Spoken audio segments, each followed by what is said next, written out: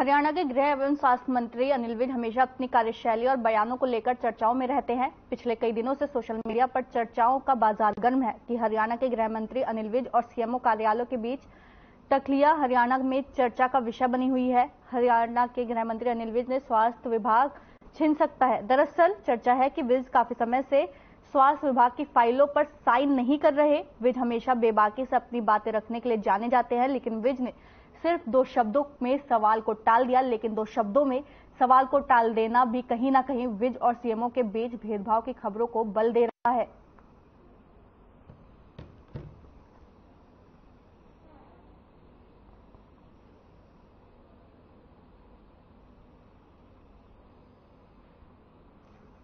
इन्होंने 10 साल प्रदेश पर राज किया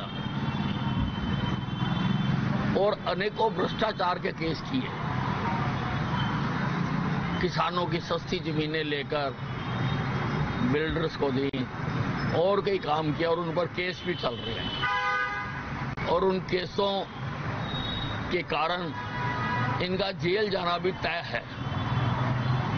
अब ये अपनी घबराहट को छुपाने के लिए कैमोफ्लेजिंग कर रहे हैं और इस प्रकार के बयान दे रहे हैं।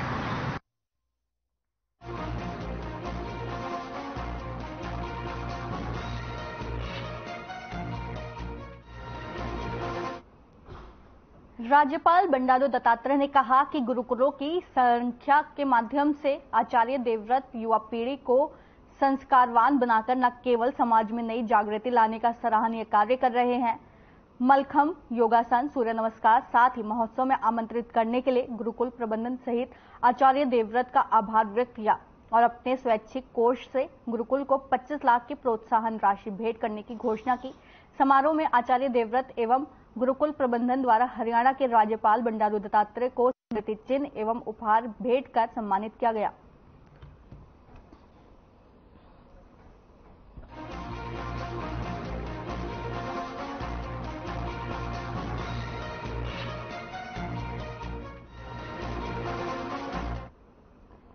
हिसार लोकसभा क्षेत्र से बीजेपी सांसद बृजेंद्र सिंह ने नारनौंद कस्बे से रेस्ट हाउस में लोगों की समस्याओं को सुना और संबंधित विभाग के अधिकारियों को समाधान के निर्देश दिए।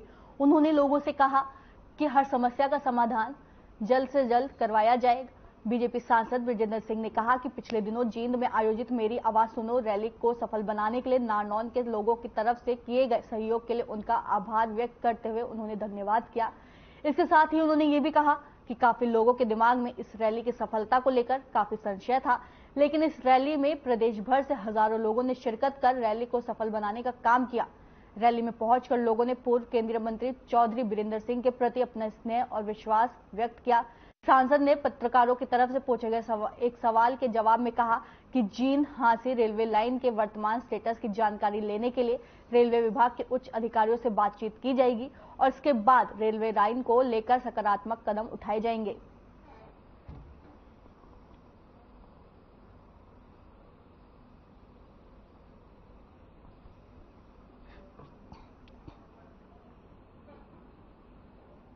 आवाज सुनो नाम से जो रैली 2 अक्टूबर को की गई थी, उसी सिलसिले में अब जहां से हमारे साथियों ने बहुत मेहनत की, योगदान दिया, उनका आभार व्यक्त करने के लिए, उनका धन्यवाद करने के लिए आयोजन किए जा रहे हैं। मैं अभी 2-3 दिन पहले कैथल भी गया था, कलायत, वहाँ भी इसी तरह से सारे साथियों का कार्यक्रम था तीतरम गांव में। तो उसी नाते आज मैं यहाँ नारनौंद आया हूँ और इसके बाद भिवानी जाऊंगा। फैसला ऐसा नहीं होता कि तुरंत यूं पेश कर दिया जाए। राजनीति में क्या बोलते हैं उसको, जो किसी भी चीज को खाने का जो मजा है वो अगर अच्छी तरह से वो आंच पे चढ़ी रहे,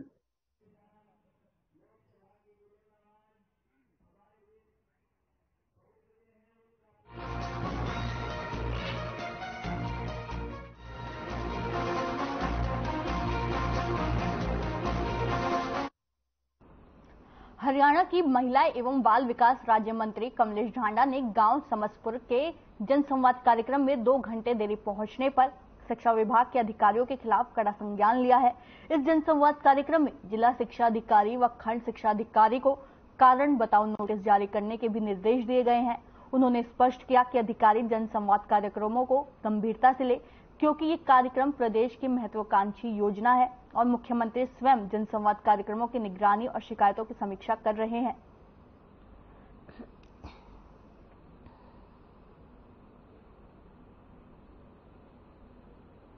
अगर इस तरह की लापरवाही अधिकारी करेंगे तो बिल्कुल 100% उन पर कार्रवाई होगी और 100% नोटिस जारी भी होगा। अगर ज्यादा होगा तो आज भी किया है। हाँ, एक आज एजुकेशन के लिए को हमने 100% नोटिस जारी किया है। वो क्यों नहीं आए?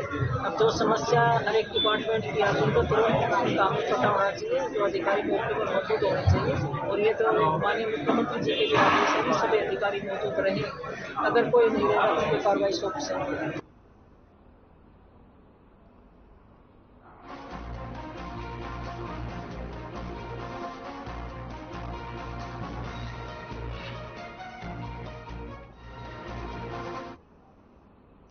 अब खबर इंद्री से है, जहां थानेसर के विधायक सुभाष सुधा ने कहा कि आमजन की समस्याओं को तुरंत निवारण वर्तमान सरकार की प्राथमिकता है। इसके लिए सरकार द्वारा ग्राम और वार्ड स्तर पर जनसंवाद कार्यक्रम आयोजित किए जा रहे हैं। मुख्यमंत्री जनसंवाद कार्यक्रमों की अत्यधिक लोकप्रियता के बाद इन कार्यक्रमों में विस्तार करते हुए मंत्री, सांसद और विधायक जनसंवाद कार्यक्रमों के माध्यम से आमजन के बीच पहुंच रहे हैं। इससे पहले प्रदेश में सीएम ने विंडो में भी आमजन की समस्याओं के निवारण के लिए कारगर साबित हुए हैं।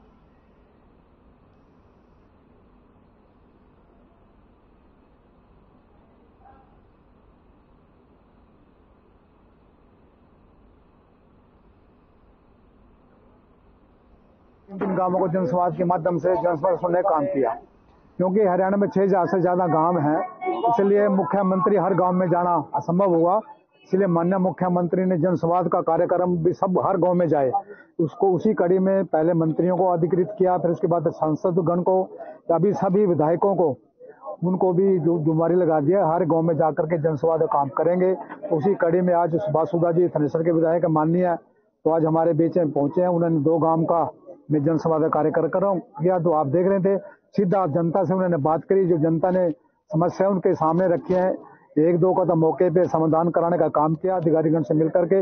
बाकी कुछ समस्याएं ऐसे होते हैं, काम होते हैं जो मुख्यमंत्री के लेवल के होते हैं, तो उन सभी कामों को जो है ले लिया गया है। तो उनको सभी को माननीय मुख्यमंत्री से मिलकर के तो उनसे आगे उन कामों को कराने का काम किया जाएगा।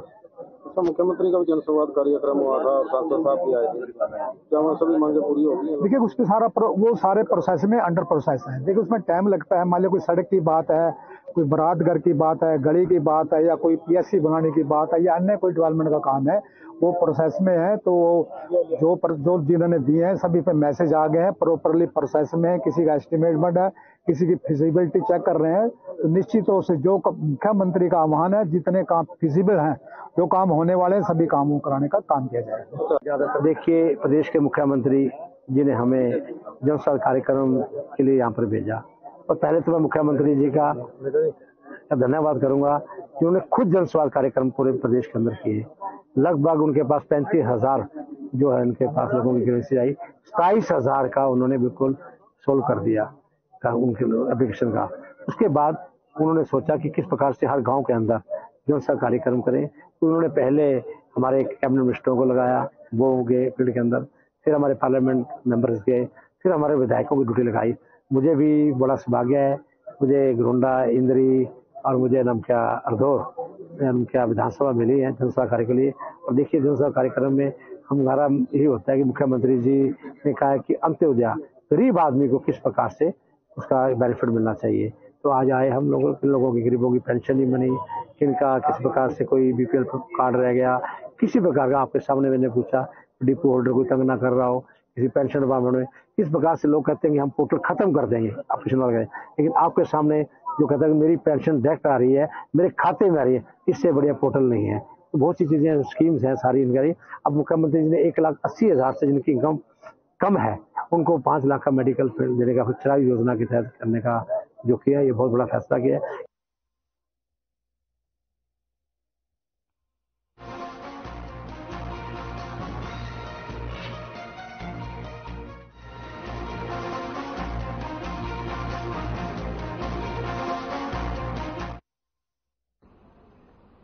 खबर हिसार से है, जहां बीजेपी सांसद ब्रिजेंद्र सिंह ने मंच से कार्यकर्ताओं को संबोधित करने के बाद मीडिया से बात करते हुए जानकारी दी कि पराली के प्रबंधन को लेकर हरियाणा सरकार ने बेहतरीन कार्य किए हैं।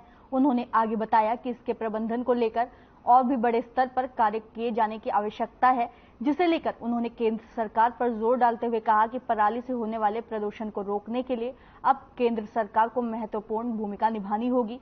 उन्होंने आगे कहा कि पराली वाले क्षेत्रों में बेहतरीन मशीनरी जो पराली को किसानों को अगली फसल बोने से पहले प्रबंधन कर दे, उसका प्रयोग क्लस्टर बनाकर करना चाहिए, ताकि इसके लिए केंद्र सरकार को आवश्यक दिशा निर्देश और बजट का प्रबंधन भी करना चाहिए, ताकि पराली की समस्या को दूर किया जा सके।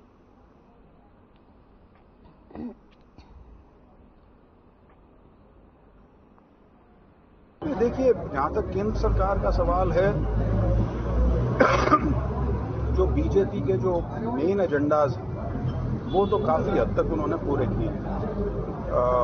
मेन एजेंडा की बात करें तो सिर्फ एक यूनिफॉर्म सिविल कोड है, जो मेरे ख्याल से अभी भी एक ऐसा काम है जो अभी नहीं हो पाया है। अन्यथा बाकी तो चाहे राष्ट्रीय सुरक्षा की दृष्टि से हो या अंतर्राष्ट्रीय पटल पर स्थान बनाने की बात हो, जम्मू कश्मीर की बात हो, राम मंदिर की बात हो, 3 तलाक की बात हो, तो उन सारी चीज़ों पे, और मैं वैसे सबसे बड़ी उपलब्धि मानता हूँ इंफ्रास्ट्रक्चर डेवलपमेंट। जो इंफ्रास्ट्रक्चर का जाल पूरे देश में बिछा है, और इंफ्रास्ट्रक्चर से मेरा अभिप्राय सिर्फ सड़कों तक नहीं है, उसमें सड़कें भी हैं, उसमें ट्रेन्स भी हैं, उसमें एयरपोर्ट्स हैं, और उसके अंदर जो सी पोर्ट्स आपके हैं वो सब हैं। तो उसमें जिस प्रकार से 9 साल में काम हुआ है वो अद्वितीय है। पहले इस तरह से इंफ्रास्ट्रक्चर पे इतना फोकस शायद